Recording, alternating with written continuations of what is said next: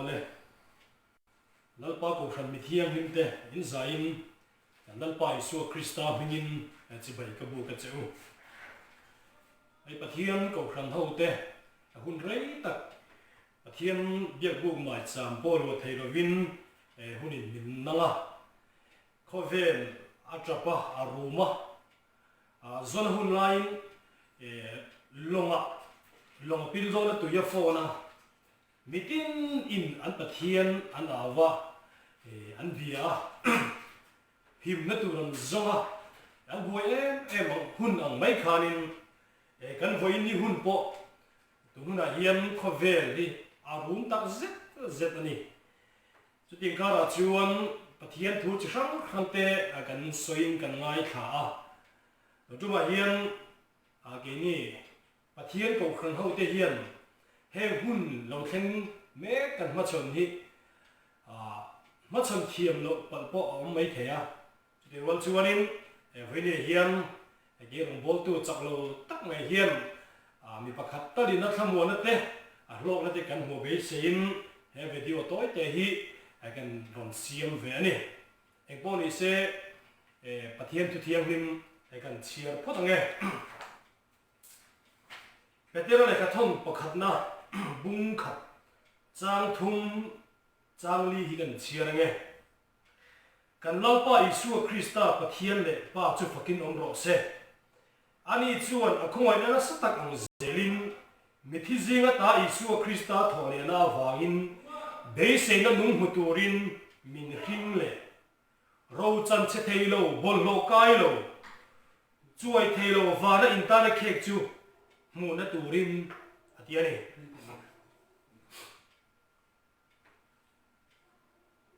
khobela hian lali Isu Krista ale lai khan alo kal le tur thui voi enga moza asoyani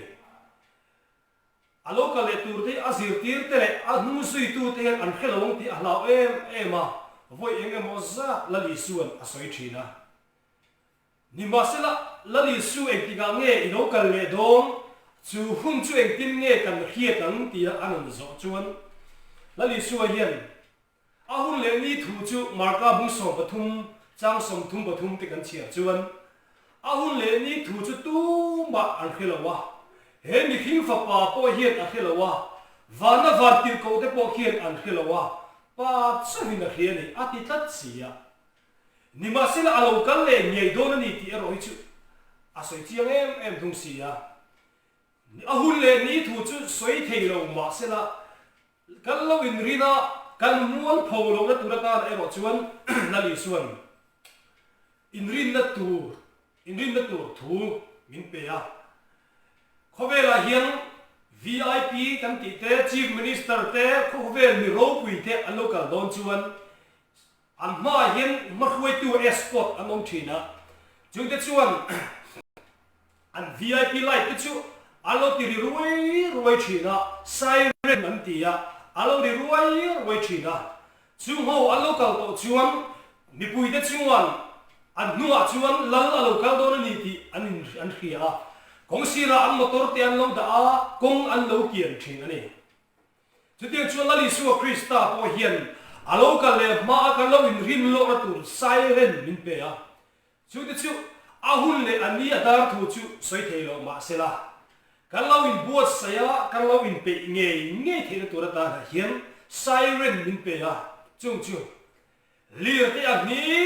ni nga ram tina tram te tla khi te alenga nam khrang an do nga ram le ram po an do wang tin chu mun chu kan in rin lok thei na turata na siren in rin lok na min pe ni achari chung ka lai tu thina ko ve ni aral mo ni tu kani ti te ka lai tu thina lir te hi han hing deu dur sela tram te han thadeu chuai ta sela chandom fa te kan zalen na tur hun hi chu advai ting mai do na nei ti hi alang reng mai do na long ni ya masla pui ni yen hei kan covid coronavirus COVID-19 ama chanta khi chu leng tange maya mang anga phi ruồi tụt cần đi lâu thì hi và thiên cầu khẩn thì hiền cần chiết em ở quê mùa heng thì hi cần lăng bay xuống alo soi lộc anh à hay lâu thì quê alaron lên lên am thì hi ring nila chuan cần máu cả hiền lir thì quê alo nghinh ang à drum thì quê alo thà ang thì hi ring ida trai được hi à chung cái số anh hiểu chuan cần lăng hi alo lang don xí rồi à chuan chuan hay hi kan tan chuan apoi mo em ani kan mel lum poi mo ani ti hi kan chen reng angai ge hia a lau tu ra nia kai lo tu ra invent chu kan ti ma mo ni ma sa heng lo thei kan tan chuan hun lo omani ti te pon soi la chuan adik thei ge hia chu ama sain kan soi do ni kan khovel hi au pato le maya Genesis Bible ram kana chu chol khovel kum sang ru BC sang li ve la khovel siam li ngai le voi nia sang ni le som ni kana man ta ga hian khovel kum sang ru le tia upa ni to wa kan che na khovel ni atar tul la upa em to wa lali su kristai lo kal dom lo po ni se la kan che na khovel hian rei ki min dam pui thei to dom lo ni adai to min dai to lo ni ti hi voi ne hian kan chia em hi ka du ni khovela hian kum lun tu rei nga ya le ya hian om ring tu ra thang mo em tu ra kan ring nei chuanin kan ti fu lo hong ti hi kan ring ani chu ti chuan voi le hian kan bible chang chi ra kham petera chuan kan lalpa Isu Krista tho len awangin be sei na nung muturin min ring le atia ele chile atia min ring le ati hi au zi han le tu chiang ila ring ti chu piang ti na ania chu ga chuan beter chuan kan lalpa Isu Krista thole na wang hian ka piang thar ani ati na ni dai maya la Isu Krista hi beter hian Isu zirtir te hian kum thum le achan ve an zui ni yang ai ni na chu hun song ma de chu han ngai tu ta ida petera hian la Isu Krista azui tira te chuan la longa tangin ta le na dan denga long pan ni pil lek anan mana an fa long don te lu len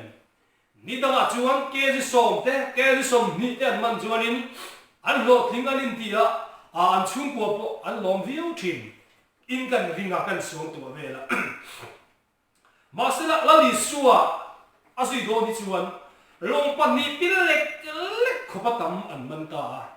mase chung zong chu kal sanin peter chuan lali suwa Krista azuya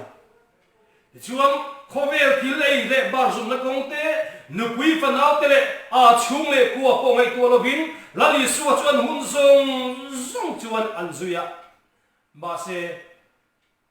chung zong ate chuan lali suwa Krista chu lo zui ma se la ato pa chuan lali suwa Krista aboral la va na alon aboral nia chuan peter chuan an na ngai sangamanin Galilee dila akal le dai mai ni masala Isu Krista aron thole asir tir te aron zom khom le nu chuan petera po chu aron ko le ta chu nu chuan petera chuan ti hian alo ti ta kan lalpa Isu Krista thole na wang chuan be sei na nung muturin min hring le adita hoine hian kan be sei hi apoi wo khop in ga hia rin na kan ti de po hi hebraic tu chuan thil be sei te om nge ya khiat na ani de tia be sei ling thil kan di thina be sei de in le kha kan zira be sei de in rong kan bola kan fa de bol na sat tak in sum le pai tam tak se in le kha kan zir tir chu be sei kan le wa ani ya rim taka na kan tho chan de po be sei kan le wa ve kan ni masala wi hian ring tu te hian he munar sa kan to te lungai na in min tu ngai te lom na kan chan ni ati hian eng hinge kan be sei tu enge kan kham won pui tu enge kan rong bol chan kan be sei ti hi chú kan be se da chú chuan kan lum po thôi takin thua sai do na ni tan ti dia Peter po hiền là Giêsu Christa duy ti ra chuan ngan ti la la Giêsu min duy ro mi ring man tu wa ka sia bang che ati ya mi ring man tu ti chu police kan ti ke po chu ani ba na le ma se la Giêsu Christa chu Mesia local tur an be se ka ani an rina wangin Peter de po hiền la Giêsu an duy an ring de po ani da la ma se la Giêsu chuan la Peter de chuan zui ma se la a pizon damlo tak nial po ati dam sak lo ni la Giêsu an zui re tiala an fai de la bela phai tiala an wallet de po chu a khor tom tiala leile va na lal ber kovel leile va ekimat kunei tu ma ni se la an zui chu song han kovel a hian in mun pakhat po hi apelo reng ni Atoba chuan zirtir te po chu an bei dong ve ta la Giêsu telovin committee an nei ta ni chu alan khil ta hei le chen hi kan zui ta ei le mo ni le kan zui chan hi le an ti ni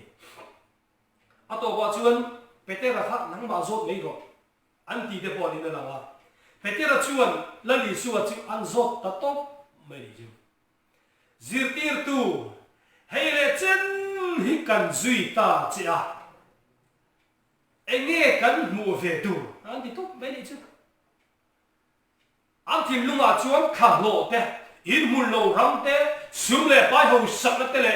an tak sa an dam lo te an pum pui kan sa dam te an chuap thalo asma dam na te po an be se ni mai de ma se la Giêsu cha le ro chu he hi ni Peter lungai su hay kan la sarkar lo va thil kan la ti thei lo de mai ni ai lo te a chuanin contract chanem tak po in muang te po chu ti ve om tak ani a ma se chu tin la Giêsu na chang lo wa siam thar le huna chuan la thu the som le pahia hian in la thu ve ang a ti dai mai ni a kal vang a zo nang tong lo re ni chu chu Peter a thim lung le Peter a la Giêsu an zui na le an be se na chu ani ya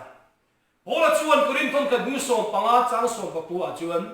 tun dam chung so Krista chunga be se na nei tu ini chuan mi zong zonga mi khongai kha ber ini yang ati ni chu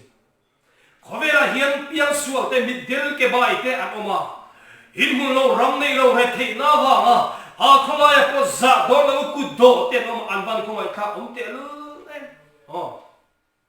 ma se chung chu kan Bible chuan mi khomai kha ati reng lo mi khomai kha ber na ti chu tun dam chunga tan chawa Krista chunga be se tu kan ni chuan tu chu mi khomai kha ber ni na ni unau te uvoi ni hian he khovel a hian chawa Isu be se tu ini chuan i khomai kha om le awa hipui alo le huna de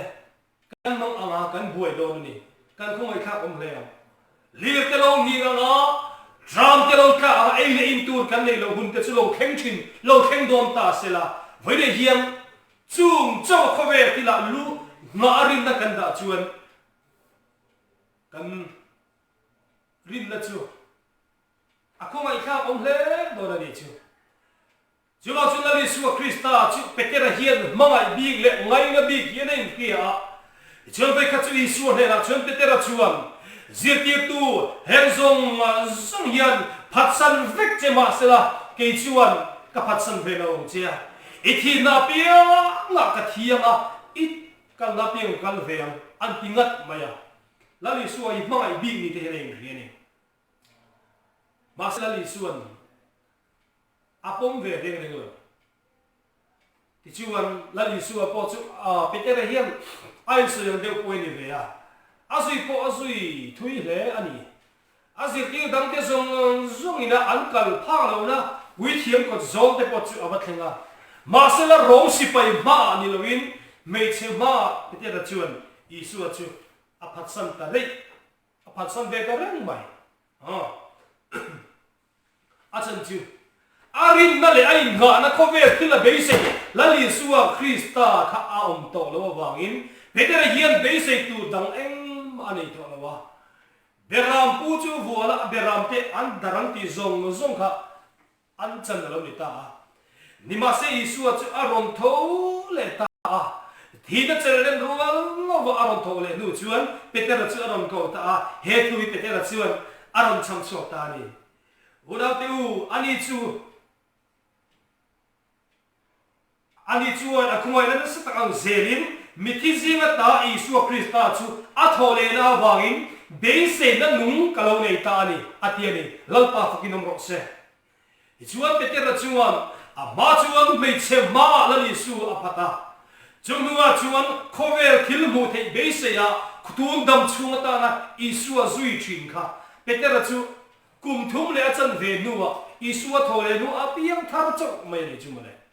amasun eta nipui sanga ai tang frai chu ba de bo kham pathian thil mak ti sem dak tuwa po khana lo pang ve to wa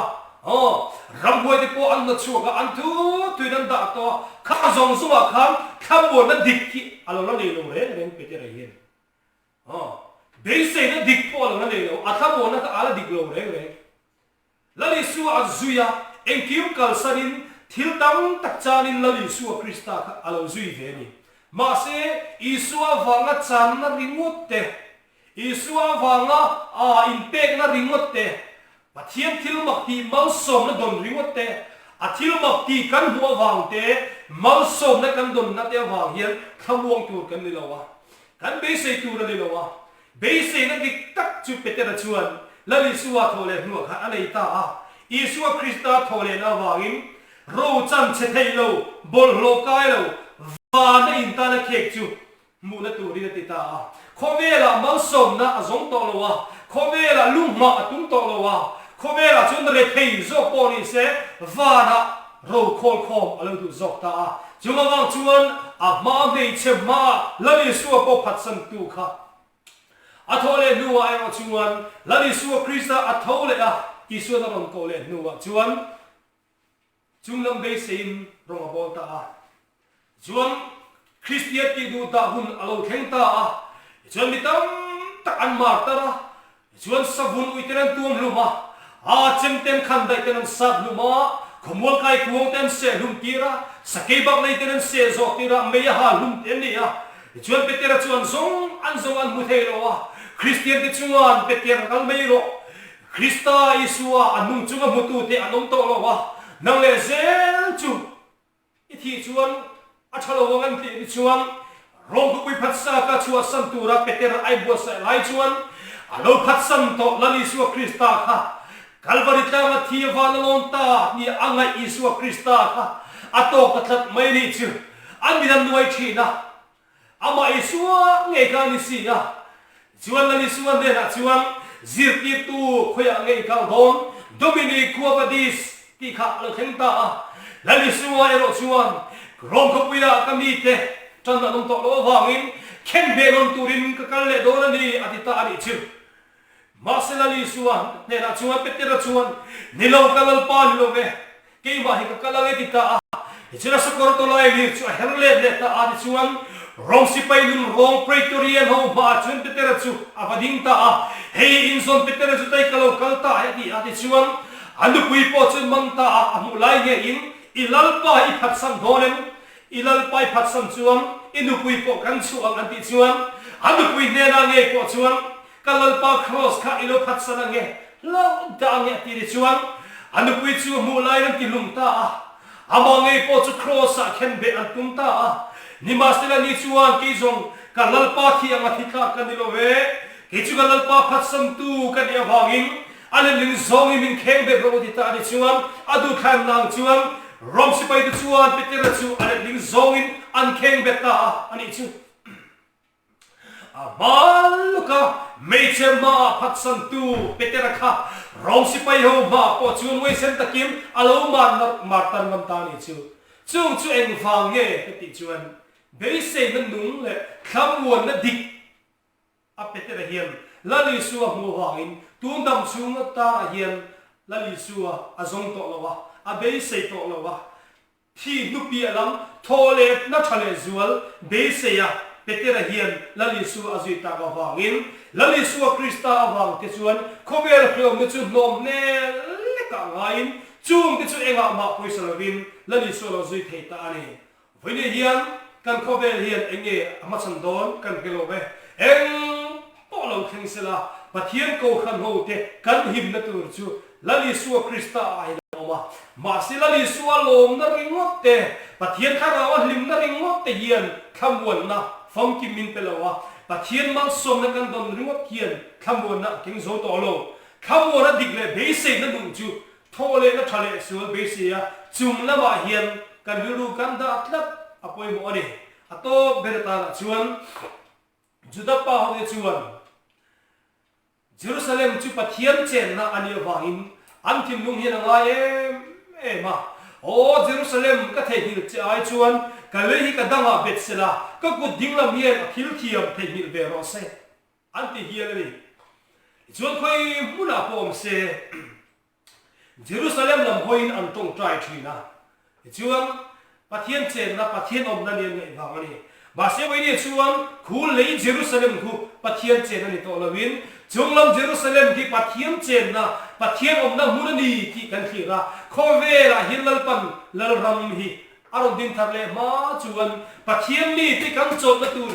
จุงละมาคินอมนี่ปะเทียนที่จุงละมาอมนี่ที่จุงลำคินกระตาหน่วยลำโคเวทิลเข่งที่ยันมินที่บอยโลเสละแต่เจ้าจุลลิสัวคริสตาเอ็นะตุยปุยฟอนจุงอากาศไหลชวนลลิสัวเอ็นจุงตุยปุยฟอนจุงอากาศนี่มาเสกโคเวลที่ปุยเตโคเวลที่โลเข่งละที่ขันอนุนบัวยาตุยฟอนอะพิลโดนนี่จู่เอาจู่เก่งนี่พอโคเวลที่ปุยเล้งเตตุยฟอนเตที่โลเฮียนลลิสัวคริสตาที่เรื่องนี้ละจุงลำที่เราบอกตัวริมกันทุสวยเตลัลปันกันสัตนะเอ็มบัลมิสอมสัง